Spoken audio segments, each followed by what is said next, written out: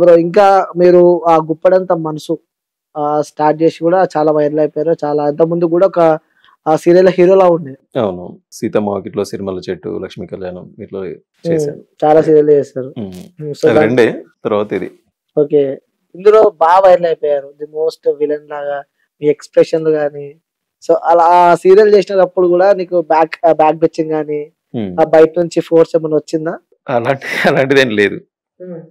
So ఎప్పుడు వాళ్ళ negative roles చేస్తే ఎక్కువ ఇంపాక్ట్ పడుతుంటది కదా. యా అంటే సీరియల్ తర్వాత నేమ్ వచ్చిన తర్వాత చాలా ఆఫర్స్ వచ్చాయి. ప్రొడ్యూసర్స్ వేరే సీరియల్స్ కి చేయమని అడిగారు. యాజ్ ఎ నెగిటివ్ గానే అడిగారు. నెగిటివ్ రోల్ లో చేయమన్నారు. బట్ నేను చేయనని చెప్పా. గతంలో కూడా హీరోలో చేసిండే సీరియల్స్ కి బ్రో. సో తర్వాత ఈ గుప్పడంత మనసుకి విలన్ గా చేయడం కారణం ఏంటంటారు? Some variety. అంటే ఐ మీన్ ఇప్పుడు హీరోగా చేశాను, విలన్ గా చేస్తే ఎలా ఉంటది అంటే ఛానల్ వాళ్ళు అడిగారు. సమ్ ఇది విలన్ గా చేసి బాగుంటది అని అన్నారు. సో ఇప్పుడు హీరోగా చేసి విలన్ గా అంటే కొంచెం ఆలోచించాను. బట్ నా మార్క్ ఏంటనేది చూపించుదాం అనేసి చేశాను. ఒక స్టైలిష్ గా చేశాను. చాలా హిట్ అయిపోయింది. Yeah definitely. ఓకే. అది ఓకే అయింది. సో సీరియల్ హీరో నుంచి ఇప్పుడు బిగ్ స్క్రీన్ హీరో లాగా వెళ్ళబోతున్నారు. So how is your feelings? Actually నేను ఇండస్ట్రీకి వచ్చిందే సినిమా హీరోగా కావాలని. నేను ఫస్ట్ యాక్చువల్గా మూవీ చేశా. ఒక కాలేజ్ స్టోరీ మూవీ చేశా. చేశారు ఆల్రెడీ. అందులో సెకండ్ హీరోగా చేశా.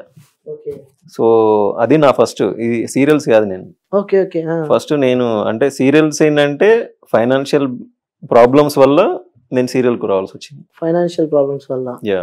ఓకే. సో ఫస్ట్ సినిమాల్లో తిరిగిన ఫోటోలు పట్టుకొని తిరిగి అందరి దగ్గరికి వెళ్ళి అన్ని ఆఫీసులకి వెళ్ళి అవన్నీ అయినాయి. సో ఆడిషన్స్కి వెళ్ళి అట్లా ఒక కాలేజ్ స్టోరీ చేశాను.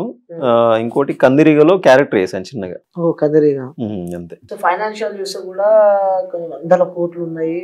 అంటే చూస్తుంటాం కదా మిమ్మల్ని సీరియల్ ఎలా చూసినప్పుడు కూడా. So minimum rich kid. So Raju alias Shyam అయితే ఫుల్ రిచ్ కిడ్ లా ఉంటాడు. బాగా ఆస్తులు ఉన్నాయి, బాగా సంపాదించిండు. ఇప్పుడు ఒక సినిమా కూడా వస్తుంది బయటికి, ఇంకేం తక్కువ వానికేం తక్కువ అని చెప్పి కూడా అనుకునే వాళ్ళు కొంతమంది ఉంటారు. ఓకే. సో మీ గురించి చెప్పాలంటే ఏం చెప్తారు? నేను పక్క middle class, lower middle class అయినా నాన్న ఏంటంటే సింగరేణి ఎంప్లాయ్. ఓకే. ఓ మీరు కొత్తగూడెం గోదావరి కని కరీంనగర్ డిస్ట్రిక్ట్ గోదావరి కని. సో నాన్న సింగరేణి ఎంప్లాయ్. అమ్మ చనిపోయే ముందు వరకు మాకు బాగుండే అంత. వెల్ సెటిల్డ్ మీన్స్ నాన్న ఫ్యామిలీ ఉన్నది అన్నట్టు. అంటే నానమ్మ వాళ్ళు చిన్నాన్నలు వీళ్ళందరినీ ఫస్ట్ లో నాన్న చూసుకునేవాడు. నాన్నకి పెళ్లి అప్పుడు. సో వీళ్ళందరినీ ఉమ్మడి కుటుంబం లాగా అన్నట్టు. సో నాన్ననే చూసుకునేవాడు అన్నట్టు. దాని తర్వాత గోదావరి కని లక్ష్మీపురం అన్నట్టు మాది. అక్కడ నుంచి గోదావరి కనికి వచ్చాక ఇక మేము ఇక అంటే సంపాదించింది ఏం లేదు. ఉమ్మడి కుటుంబం ఎలా ఉంటది, నాన్నే పెద్దోడు, చిన్నాన్నలు, అత్తమ్మలు, 2 అత్తమ్మలు. సో ఇక ఎలా ఉంటది అంతా చూసుకోవాల్సింది నాన్న కదా. సో అలా అక్కడ సంపాదించింది అంటే ఏం అది కాదు కానీ మన వాళ్ళు ఉన్నారు అంతే, వాళ్ళ రిలేషన్స్ అంతా. సో వాళ్ళకి అయిపోయింది. అండ్ నెక్స్ట్ ఇక మేము మా చదువులకి చెల్లెళ్ళకి ఇట్లా ఇవే జరిపోయింది తప్ప పెద్దగా కాదు అసలు ఏం లేదు. సరే 100 కోట్ల పక్కన పెడితే మినిమం 50 కోట్లు ఉంటాయి. 50 కోట్ల అవి కోట్లు అనుకుంటారా ఇక్కడ అనుకుంటారా? యాక్చువల్ ఏంటంటే ఇంటి దగ్గర గోదావరికంలో ఒక 120 గజాలలో ఒక ఇల్లు ఉంది. అదొకటే ఉన్నది ఇప్పుడు. నిజం చెప్పు బ్రో. నిజం బ్రో. దీనిలో నాకేముంది చెప్పుకోవడానికి? అదేం లేదు అంతే. ఏం లేదండి ఇక్కడ హైదరాబాద్ లో లేదు. రెంట్ నేను. ఓకే. ఎక్కడ ఉంటావు? నేను చేస్తేనే నాకు గడుస్తుంది కదా. అవునా? ఇంత ముందుకు మీరు మాట్లాడేటప్పుడు కూడా ఫైనాన్షియల్ కోసం నేను సీరియల్ లో యాక్ట్ చేయడం చెప్తున్నా. అవును. సో నాకు రెంట్ మనకి ఇప్పుడు యాక్టర్ అని అంటే నాకు కొన్ని మెయింటెనెన్స్ ఉంటాయి. రూమ్ కిరాయి కానీ ఇవన్నీ. సో బైక్ మెయింటెనెన్స్, లేకుంటే ఇప్పుడు ఈ మధ్య కార్ తీసుకున్నాను. ఆ కార్ మెయింటెనెన్స్ అయితే ఉంటాయి కదా మాకు. సో వాటికి కంపల్సరీ కదా. అంటే don't judge a book by its cover అంటారా? పైకి కనిపించేదంతా అది కాదు. మెయింటైన్ చేయాల్సి వస్తుంది యాక్టింగ్. డెఫినెట్లీ అసలు ఉన్నా లేకపోయినా కూడా అపియరెన్స్, మినిమం డిగ్నిటీ, లుకింగ్ కూడా మెయింటైన్ చేయాల్సి వస్తుంది అంటారు. డెఫినెట్ గా. సో అలా కొనసాగుతుంది అంటారు లైఫ్. చూడడానికి బాగానే ఉంటది. సో నేను చూసినప్పుడు అనుకున్నా బ్రో, మీరు వేసిన షర్ట్ ఎంత ఉంటుంది బ్రో? ఇదా ఎంత 2500. ప్యాంట్ ఒక 5,000. 5,000. షూలు 5,000. 10, 12. మీరు వాచ్ తక్కువనే, ఇది ఒక 2,000 అంతే. ఒక 15,000 యాక్సెసరీస్ మీ పైన ఉన్నాయి. ఇప్పుడు గరీబ్ అంటే ఎవరైనా నమ్ముతారా? అందుకనే కదా నేను మెయింటైన్ చేయాలి. తప్పదు. ఇవన్నీ ఎక్కడి నుంచి వస్తున్నాయి మీకు? ఇది ఇప్పుడు ఇటు ఇంటర్వ్యూ వస్తున్నా కాబట్టి ఇలా వేసుకోవచ్చా, లేకపోతే ఇంకా తక్కువే ఉంటాయి. అంతే అంటారు. తప్పదంటారు. తప్పదు. సో ఎలా బ్రో, ఎలా కొన్ని అంటే మేము బయటకు వెళ్ళినప్పుడు మేము మెయింటైన్ చేయాలి, కొన్ని తప్పదు. ఇప్పుడు డైరెక్టర్స్ దగ్గరికి వెళ్ళినప్పుడు కానీ, ప్రొడ్యూసర్స్ దగ్గరికి వెళ్ళినప్పుడు కానీ we have to maintain. So అవన్నీ కంపల్సరీగా మేము మెయింటైన్ చేయాల్సిందే. సో అందుకని మేము ఏ చేసినా నా గోల్ కోసమే, హీరో అవ్వాలి అనే గోల్ కోసం తప్ప, అంతే. సో హీరో అవ్వాలని చెప్పి ఒక గోల్ పెట్టుకొని ముందుకు వచ్చారు. సో ఒక 2 days లా మీ సినిమా, మన సినిమా థియేటర్ లో రిలీజ్ కాబోతుంది. సో ఏం చేద్దాం అంటారు మీ ఊరి గురించి? ఇందాక చెప్పాను కదా, రియలిస్టిక్ గా ఉంటది సినిమా. సో ఈ మధ్య మలయాళం సినిమాలు ఎక్కువ చూస్తూ ఉంటారు. అవునా? అలాగే ఉంటది. మన cinema Malayalam and Malayalam come Telugu cinema Malayalam come Telugu.